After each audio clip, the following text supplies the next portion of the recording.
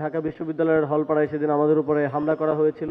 এমন এমন জায়গা রাজনীতিকরণ করা হয়েছে যেখানে রাজনীতি থাকার কোনো প্রশ্নই ওঠে না। চিকিৎসা ক্ষেত্রে রাজনীতিকরণ করা হয়েছে। রাজনৈতিক কিংবা কোনো সরকার যেন চিকিৎসা ক্ষেত্রের এই রাজনীতিকরণটাকে সহ্য না করে।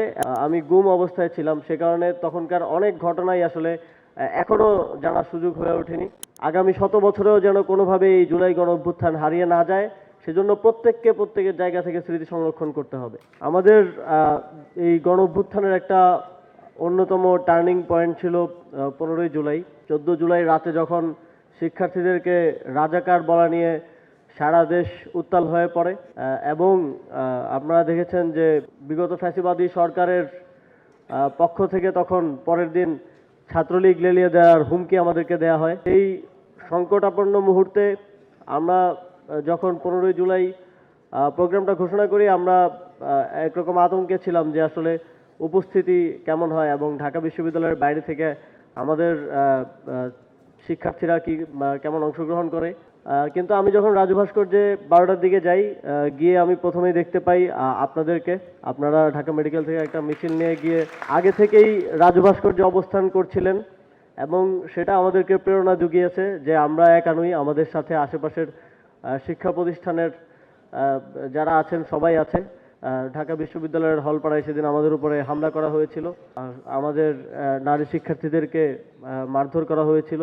আমাদের সেদিন 50-এরও অধিক শিক্ষার্থী আহত হয়েছিল। সেদিন আপনারা দেখেছেন, আমরা পত্রিকায়ও দেখেছি কিভাবে ছাত্রলীগ বন্দুক তাক করে গুলি করেছিল। সেই 15 জুলাইয়ের পরেই আমাদের আন্দোলনের ট্রানজিশন পয়েন্টটা শুরু হয়। আমাদের যেই জনগণের যেই আকাঙ্ক্ষা, দীর্ঘদিনের অত্যাচার নিপীড়নের মধ্যে থেকে যেই স্বাধীনতার আকাঙ্ক্ষা, সেই আকাঙ্ক্ষার পথে 15 জুলাই থেকে এই আন্দোলন চলা শুরু করে। ঢাকা মেডিকেল কলেজ সহ সারা দেশের মেডিকেল কলেজের শিক্ষার্থীরা যখন আন্দোলনের সময় বিভিন্ন জায়গায় আমরা একটা আহ্বান করেছিলাম যে যারা মেডিকেল কলেজের শিক্ষার্থীরা আছেন, ডাক্তাররা আছেন, আপনারা মেডিকেল ক্যাম্পের মাধ্যমে আহতদেরকে সহায়তা করুন, এবং সেটাতে আপনারা স্বতঃস্ফূর্তভাবে বিভিন্ন ধরনের টিম তৈরি করে বিভিন্ন সংগঠনের মাধ্যমে প্রত্যেকটা যুদ্ধক্ষেত্রে উপস্থিত হয়েছেন এবং যথাসাধ্য চিকিৎসা দিয়েছেন।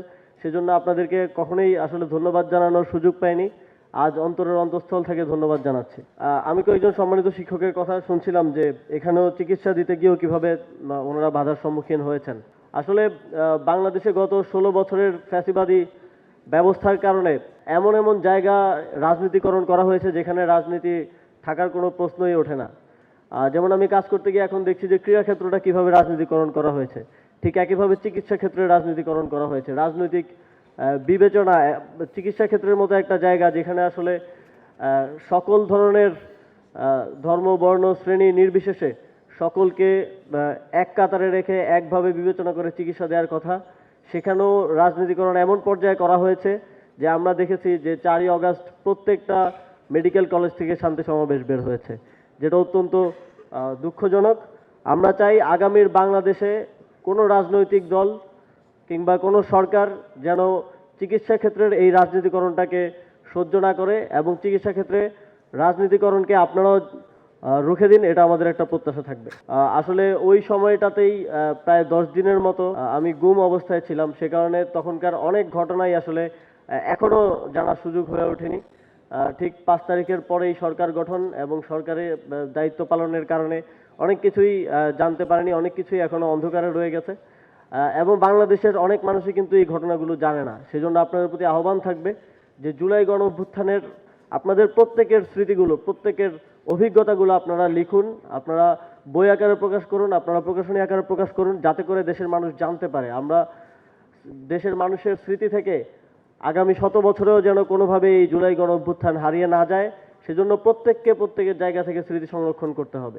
সর্বোপরি রাষ্ট্র সংস্কারে এবং দেশ পুনর্গঠনেও ঠিক একইভাবে যেভাবে আপনারা জুলাই গণ অভ্যুত্থানে অবদান রেখেছেন, ঠিক একইভাবে আপনাদের মতামত এবং অংশগ্রহণ কামনা করে আমার বক্তব্য এখানেই শেষ করছি।